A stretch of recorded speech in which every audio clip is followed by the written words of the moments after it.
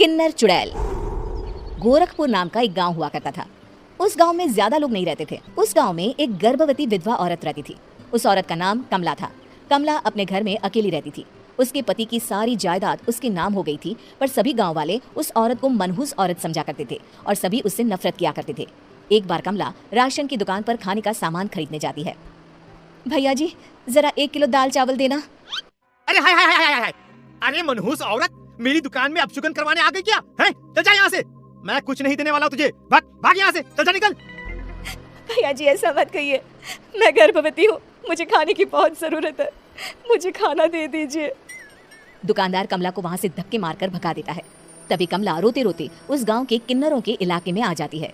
गांव वाले किन्नरों को उसी इलाके में रखा करते थे, क्योंकि वो लोग किन्नरों को पसंद नहीं करते थे और उनके इलाके में रहने से मना करते थे। तो किन्नरों ने उसी गांव में अपना एक इलाका बना लिया था। जब किन्नर लोग देखते हैं कि एक गर्भवती महिला रोते रोते उनके इलाके में आ गई है, तो सारे किन्नर कमला के पास जाकर उसका हाल पूछने लगते हैं। क्या हुआ बहन, तुम्हारी गर्भवती अवस्था में इतनी बुरी हालत कैसे? तुम रो क्यों रही हो? तुम डरो मत, हम तुम्हें कोई नुकसान नहीं पहुंचाएंगे। तुम शांत होकर सब बताओ कि हुआ क्या है। मैं कमला हूँ, मैं गांव के दूसरे इलाके से आई हूँ। 2 महीने पहले ही मेरे पति की मौत हुई है। मुझे गांव के लोग मनहूस मानते हैं, क्योंकि मैं विधवा हूँ और गर्भवती भी। वहाँ के लोग मुझे खाने के लिए कुछ बेचने के लिए भी तैयार नहीं, जिससे मेरा गुजारा नहीं हो रहा था।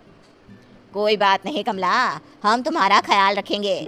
किन्नर लोग कमला को एक खाली घर में रहने के लिए जगह दे देते हैं और उसकी देखभाल भी करते हैं। कुछ ही महीने बाद कमला अपने बच्चे को जन्म देती है, पर अफसोस, कमला बच्चे को जन्म देते ही अपनी जान गंवा देती है।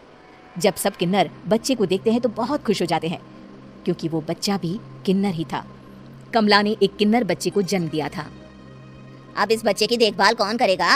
हम तो इस बच्चे को गांव के दूसरे इलाके में भी नहीं भेज सकते। और तो क्या हुआ, इस बच्चे की माँ नहीं रही तो हम इसे पालेंगे। अब ये हमारे इलाके में रहेगा, हमारे साथ रहेगा। फिर वो किन्नर उस किन्नर बच्चे को गोद ले लेते हैं, उसका नामकरण कराते हैं। उस किन्नर बच्चे का नाम शक्ति रखा जाता है। देखते ही देखते शक्ति बड़ी होने लगती है। उसके रंग रूप बहुत सुंदर थे। वो बहुत सुंदर किन्नर दिखती है। एक दिन शक्ति एक किन्नर से पूछती है, माँ जी सुनिए ना, ये गांव के दूसरे इलाके में भी तो लोग रहते हैं, तो हम वहाँ क्यों नहीं जाते? हम उनसे अलग क्यों रहते हैं? शक्ति, क्योंकि वो लोग हमारे जैसे नहीं, वो लोग हमें पसंद नहीं करते, इसीलिए हम उनसे अलग रहते हैं। क्यों? वो हमें क्यों पसंद नहीं करते? मुझे एक बार उस इलाके में जाना है, मैं एक बार वहाँ जाकर घूम कर आऊँ।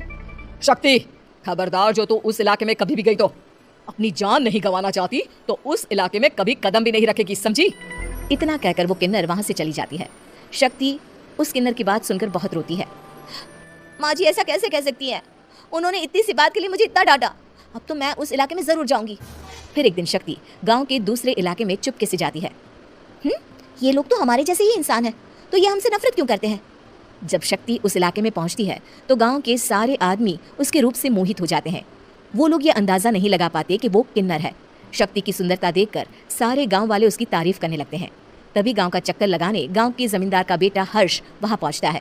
हर्ष भी दिखने में बहुत सुंदर होता है।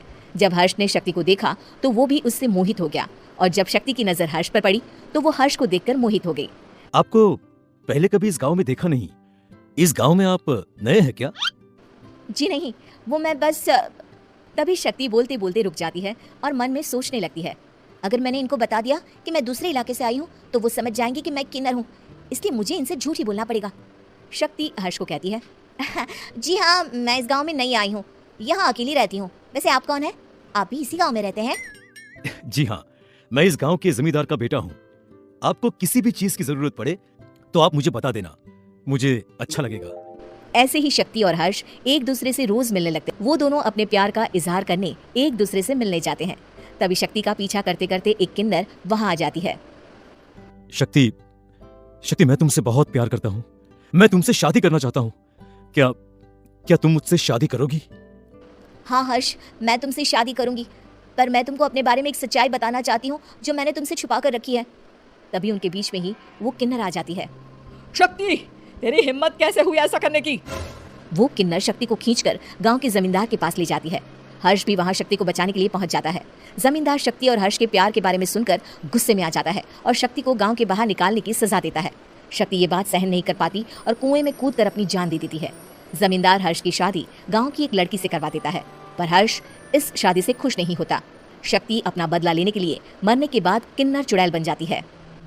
अब मैं इन गाँव वालों को नहीं छोड़ूंगी, अब इनसे मैं अपने प्यार का बदला लूंगी। किन्नर चुड़ैल गांव वालों को परेशान करना शुरू कर देती है।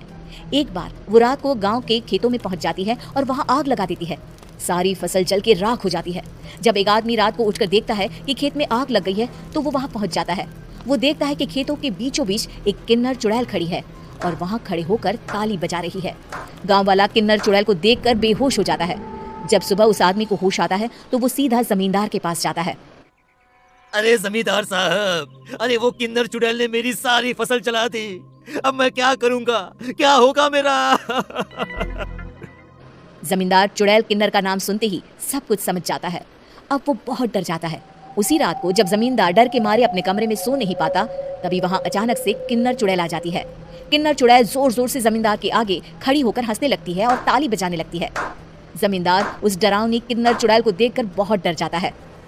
तूने मेरे साथ बहुत बुरा किया, अब मैं तुझे जान से मार दूंगी। नहीं नहीं नहीं नहीं, मुझे माफ कर दो, मुझे मत मारो। मैं कभी ऐसा दोबारा नहीं करूंगा। अब तुम जो बोलोगी वही मैं करूंगा। ठीक है, मैं चाहती हूँ कि किन्नर इलाका गांव के इलाके से जुड़े और गांव का कोई भी आदमी किन्नर समाज से द्वेष ना करे, उससे नफरत ना करे, नहीं तो मैं सारे गांव को मार दूंगी। और तुम गांव में एक नया कानून बनाओ कि अगर किसी ने भी किन्नर समाज को हानि पहुंचाने की कोशिश भी करी या इनसे भेदभाव करने की भी कोशिश करी तो उनको कड़ी से कड़ी सजा मिलेगी। हाँ, मैं ऐसा ही करूंगा। तुम जो बोलोगी वो मैं करूंगा, पर मुझे जाने दो प्लीज। तब वो किन्नर चुड़ैल वहां से चली जाती है। गांव का जमींदार किन्नर चुड़ैल का कहा मानते हुए दोनों इलाकों को एक कर देता है और नया कानून भी लागू कर देता है। तब से वहां किन्नर समाज और बाकी गांव वाले शांतिपूर्वक रहने लगते हैं।